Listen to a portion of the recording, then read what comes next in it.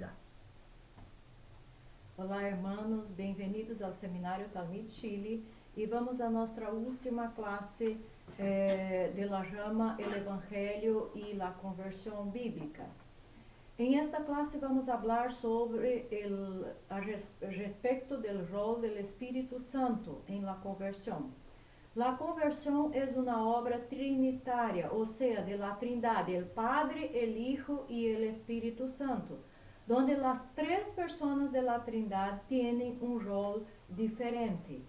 Cada uno tiene su papel, su tarea en la conversión.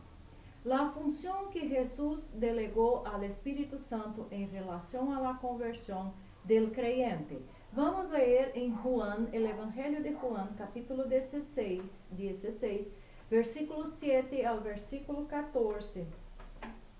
Adonde Jesús mismo dijo de esta manera, versículo 7, pero yo os digo la verdad, os conviene que yo me vaya, porque si no me fuera, el Consolador no vendría a vosotros, mas si me fuere, os lo enviaré. Y cuando él venga, convencerá al mundo de pecado, de justicia y de juicio. De pecado por cuanto no creen en mí. De justicia por cuanto voy al Padre y no me veréis más. Y de juicio por cuanto el príncipe de este mundo ha sido ya juzgado. Aún tengo muchas cosas que deciros, pero ahora no las podéis sobrelevar. Pero cuando venga el Espíritu de verdad, Él os guiará a toda la verdad, porque no hablará por su propia cuenta, sino que hablará todo lo que oyere y os hará saber las cosas que habrán de venir. Él me glorificará, porque tomará de lo mío y os lo hará saber. Entonces, Jesús mismo enseñó a sus discípulos y habló a sus discípulos de que había la necesidad, era necesario que Jesús ascendera al cielo para que el Espíritu Santo pudiera venir, estar con el hombre y ejecutar la obra que el Espíritu Santo tenía en la salvación, que es convencer el hombre del pecado, de la justicia y del juicio, y conducir el hombre a toda la verdad. Este es el rol del Espíritu Santo. ¿Por qué el Espíritu Santo tiene que actuar? Porque es necesario la actuación del Espíritu Santo en la obra de salvación. Vamos a 1 de Coríntios, capítulo 2.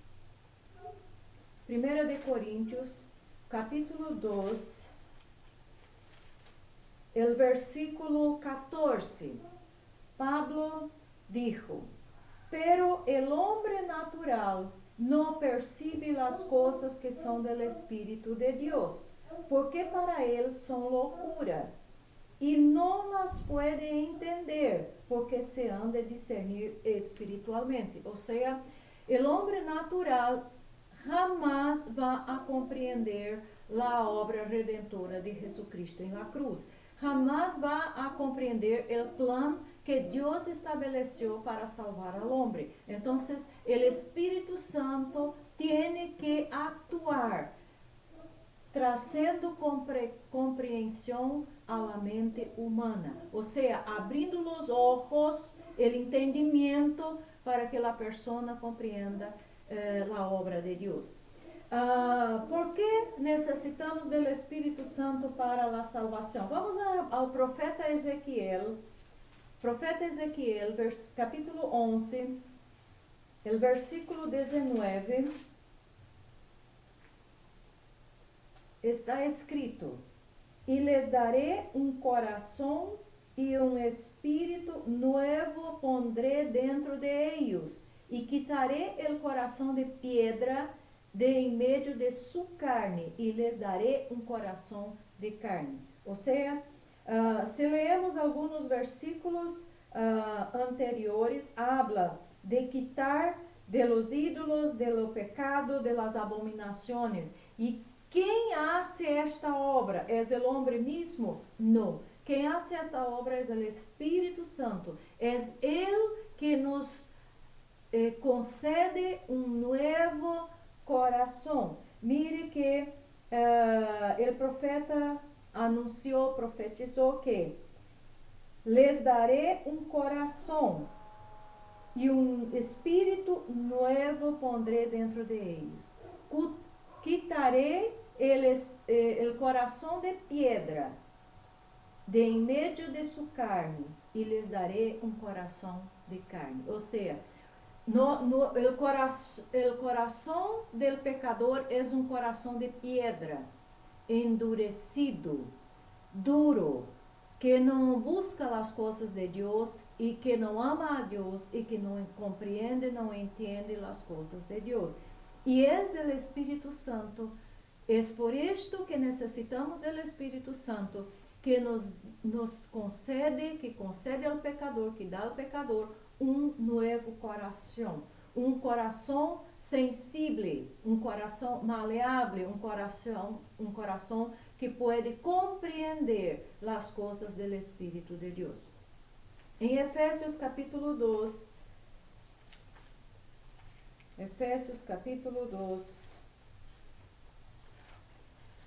en el versículo, Efésios, capítulo 2, versículo 1 e versículo 5, Pablo dijo: E Ele os deu vida a vosotros, quando estáveis mortos em vossos delitos e pecados. Por que necessitamos do Espírito Santo? Porque nós outros estávamos mortos em delitos e pecados. Mire, um morto pode fazer alguma coisa? Não. Um morto tem alguma sensibilidade? Não. Um morto pensa? Não. Um morto entende alguma coisa? Não. Então, Pablo dijo que nós outros estávamos mortos em nossos delitos e pecados. Um pecador não pode compreender as coisas de Deus, porque são espirituais. E por isso necessitamos que o Espírito Santo obre em el coração, em la mente del hombre, trazendo el entendimento, a compreensão, para que pueda ser salvo, para que pueda convertir-se. En el versículo 5, Pablo dijo: aún estando nosotros muertos em pecado, nos deu vida juntamente com Cristo, por graça sois salvos. Nós outros estávamos mortos, e como morto não podemos fazer nada. Por isso o Espírito Santo tem que obrar em nossos corações. En el capítulo 4 de Efésios, versículo 18, Pablo também dijo: teniendo el entendimiento entenebrecido, ajenos de la vida de Dios por la ignorancia que en ellos hay, por la dureza de su corazón. Esta es la condición del hombre, del pecador. Entonces, el Espíritu Santo tiene el rol de actuar en el corazón del hombre, cambiando su corazón, tornándolo sensible para la palabra de Dios. En el Salmo 14, el versículo 3, el salmista dijo: todos se desviaron, a una se han corrompido, no hay quien haga lo bueno, no hay ni siquiera uno. Entonces, si el Espíritu Santo no actúa en la vida, en el corazón y en la mente de un pecador, él no va a convertir-se.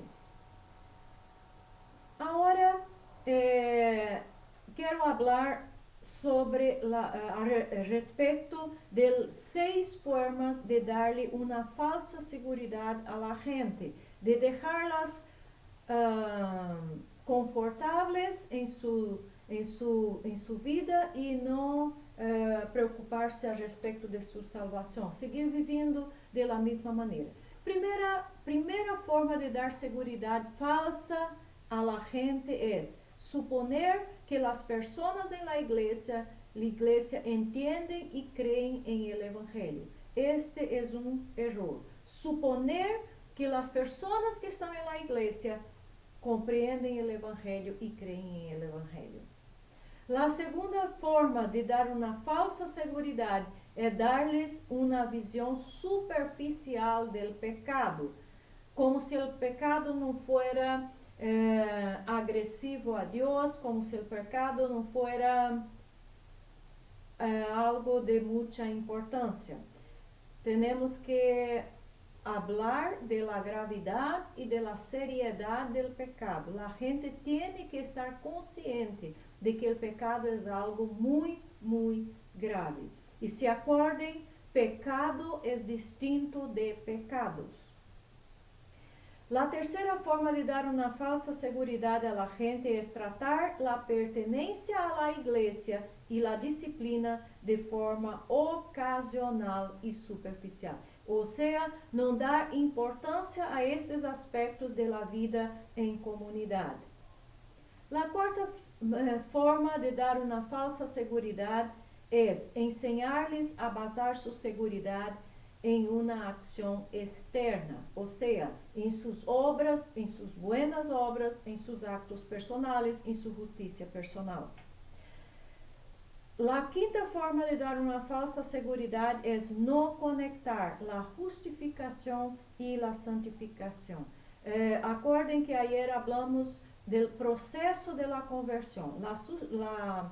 A santificação e a glorificação é um processo. Nós vamos desenvolvendo à medida que vamos caminhando com Jesus. Então, se não se ensina que tem que se desenvolver sua salvação, as pessoas vão a ter uma falsa seguridade.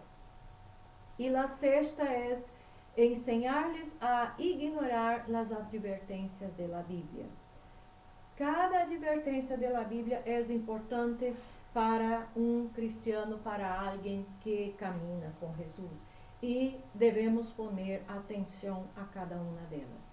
Então, hermanos, para concluir nossas classes do Evangelho e a conversão bíblica, quero citar por último, solamente vou citar porque já hablamos bastante de cada uma de ellas, as evidências de uma persona convertida.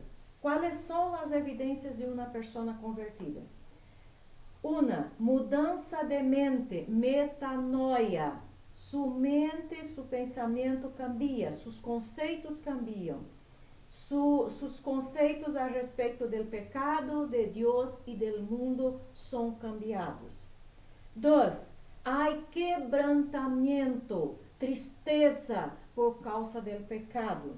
3. Há consciência e confissão de seu próprio pecado. Ele não quer justificar-se.